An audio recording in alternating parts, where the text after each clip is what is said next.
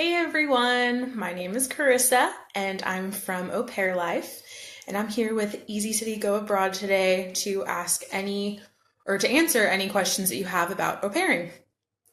I've asked a bunch of my followers on Instagram for some questions, and you're more than welcome to comment below if you have any questions, and I'll be happy to answer them.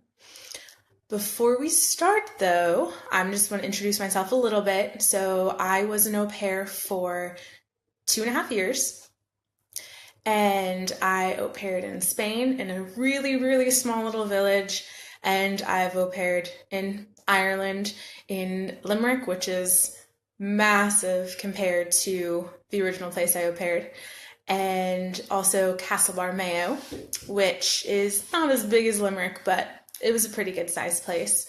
I absolutely adored my time as an au pair, and I'm excited to help you guys out with any questions you have. So, the first, or one of the main questions I got when I asked everyone, what are your main concerns, or what questions do you have if you're starting to au pair, or, even if you're an au pair now. And one of the main questions was, what is the best way to meet other friends in the area or just other au pairs in the area? And this is my absolute favorite topic to talk about. Top one. I am pretty social as a person. I'm kind of outgoing, and this is my favorite part about even traveling alone or being an au pair, is the experience that you actually have to go out there and meet people. I remember a time when I first started au pairing in Barcelona, and I knew no one, absolutely no one. And I went to a tapas bar by myself, and I sat there, and I was so worried that people were going to look at me really weird and just be like, who's that girl by herself? But I was alive. I remained alive. No one thought I was weird for being alone. And eventually there was another group there, and they invited me over to hang out with them, and that's how I met some of my friends while I was au pairing in Barcelona. If you're not as adventurous as me, other ways that you can meet au pairs in your area is, going on Facebook and going into groups. Type in au pair, nanny, and then just the area you live in. A lot of the times there'll be private groups and public groups that you can join, and you'll be able to find a group of girls that are in your area. If you're in a place where au pairing is kind of new, then you can always just look up an activity you like to do. So if you're really into working out or you're really into cycling, you just type in, cycling and then the area that you live in. That way a group will come up, and you'll definitely find people that you can meet up with, go to events with, that kind of thing. Another thing you can do is see if there's any universities in your area. Now, I know some people don't go to school when they au pair, and that's totally fine. But a lot of colleges and universities have international organizations. And so because of that, they have mixers, they have volunteer events, and just any type of event, really, just to get all the international students together for support. They're more than happy, more than welcome to have you come in. I actually did that when I was in Limerick, because I didn't know anyone in Limerick, and so I actually went to the Valentine's Day mixer for the International Society, and I just walked up to the people that were setting up, and I said, hey guys, I don't go to college here, I don't go to university, but is it okay if I hang out? And they were more than happy. They're introducing me to all their friends, and it just went great. The main thing of meeting people when you au pair is you need to be just, don't worry, don't make it up, don't freak out about it. You will not be alone. You will find someone for sure. A majority of the time, you'll find someone that either is actually from where you're from or is doing the same thing as you, traveling alone and watching kids just so they can have the chance to travel. Next question is, okay. So what are the tips to picking up the local language where you're au pairing? All right. I'm kind of a stickler on this one because it's a toughie. Learning any language is tough. However, it is so, so, so, so important that you need to speak in the language you want to learn. I have so many friends here that want to learn English, but they only speak in like French and Spanish, and so it's really hard to pick that up. And the same thing went for me when I was in Barcelona. I really, really wanted to learn Spanish. However, I would get into the habit of going back to English a lot, and so it didn't stick as well as it could have if I would have actually stayed in Spanish all the time. But yeah, even if your friends who you're talking to speak the same language you do, force them, if they're learning the language as well, force them even in texting to answer you only in the language that you're learning. It might be really hard at first, but eventually you will get a hang of it, and it'll be perfect, and you will be fluent in that language, and you can talk to every single person there. Okay. So next one is from one of the girls that follows me on Au Pair Life, and she was wondering, what is the best way saying goodbye to your host family, and how do you deal with that? How do you deal with all the emotions of leaving the house family? It's a tough one for sure, an absolute tough one, especially if you have a really good bond with your house parents and your house kids. It's very difficult to leave. It's your home. You've started to build a community. If you've been there for a long time, you're very comfortable, and so it can be very, very difficult. It doesn't get easier the more you do it, especially when you get attached to the house kids. However, the method that I like to take is, if to make it easier, you can give a gift. So for the house kids, I gave them Christmas gifts because I was leaving in December, and so I gave them Christmas gifts, but based around stuff that you guys like to do, so you would do together. So I gave them board games because we always played board games together, and they're actually board games that we would talk about, or I had when I was growing up, and so it was just fun sharing that piece with them.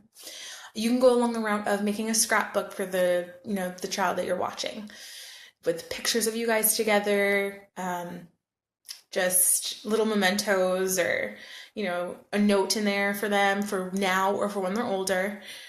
You also can go with just a picture, just a picture of you guys stick together, put it in a frame. The kids absolutely love that, and they think it's incredible, and they'll put it in their room, and they'll absolutely love it. I like to write letters as well, so I would write a letter to my house parents, just thanking them, and just things that I've learned, and how much I enjoyed the experience, as well as the children. They don't like letters so much because they're kids. However, it is really nice for them to have in the future. But yes, it's difficult for everyone. Saying goodbye to anyone is difficult, and so it's something that you definitely can work through. And like I said, letters are usually the way to go. I find if I write stuff down and give the letter to them, I feel a lot better about leaving. Next question is, how do I overcome my house mom's mood swings? So, obviously this won't apply to everyone. I've only had to deal with this with one family that I was with. And it's always a difficult situation when you're living with someone and, they get angry easy, or they just have a different personality than you. So my suggestion for this would be, you really just need to remain calm and don't take it personally.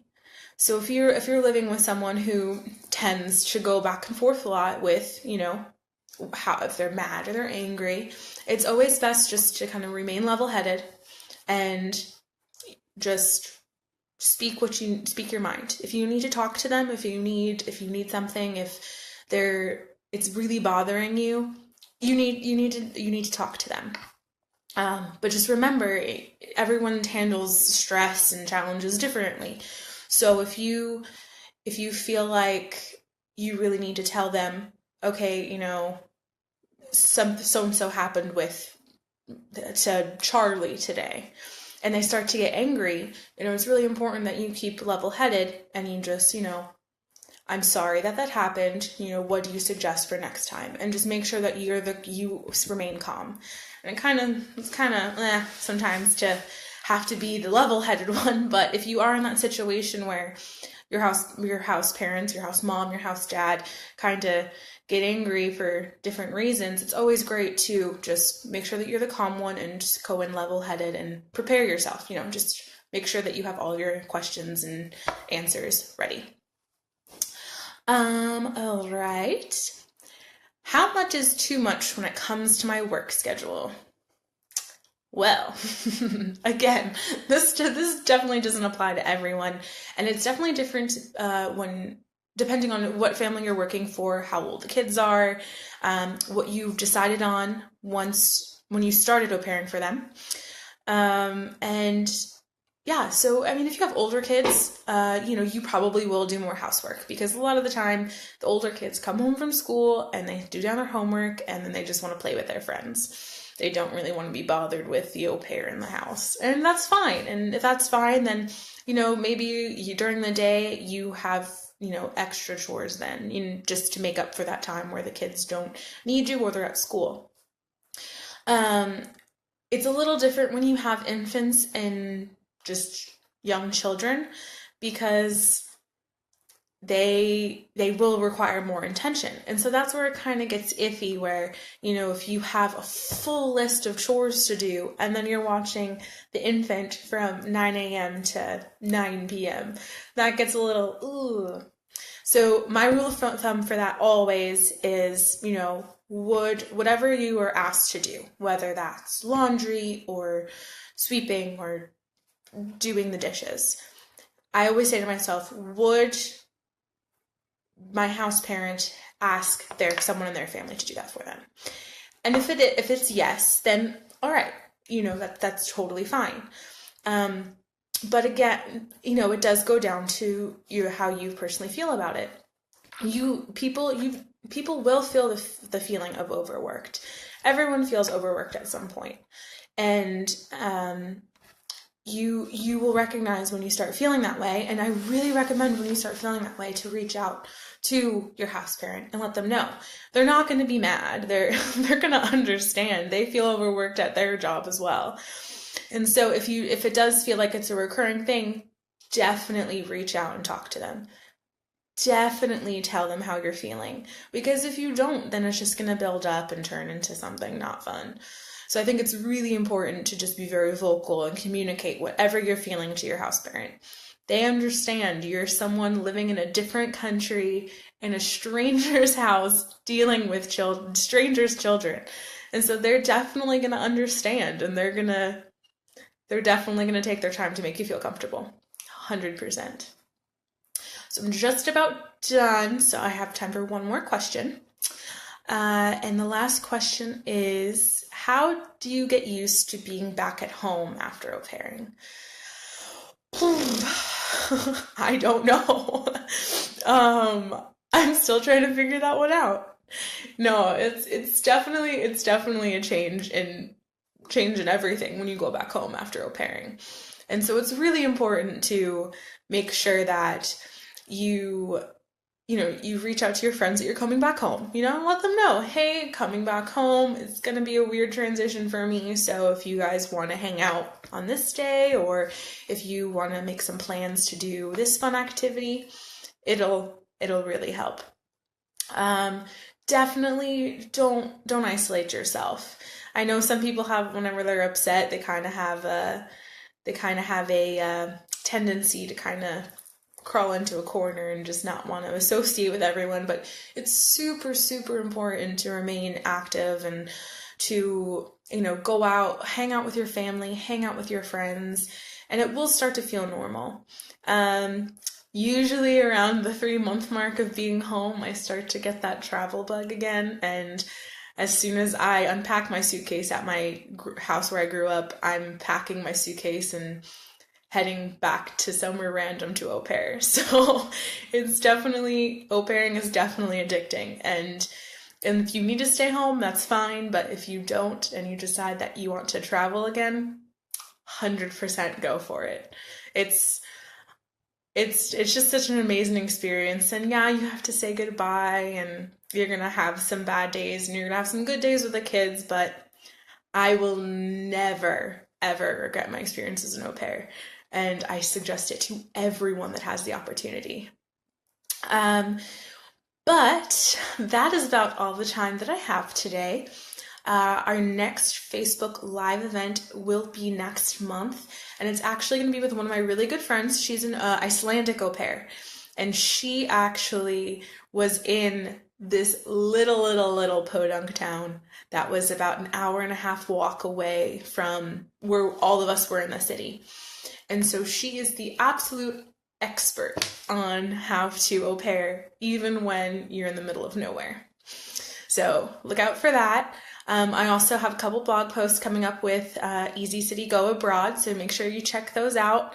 Follow EazyCity Go Abroad on Instagram. Follow me on Instagram on Au Pair Life, Au Pair_life, and EazyCity Go Abroad is just EazyCity Go Abroad. Well, I will talk to you guys next time, and I'll see you later.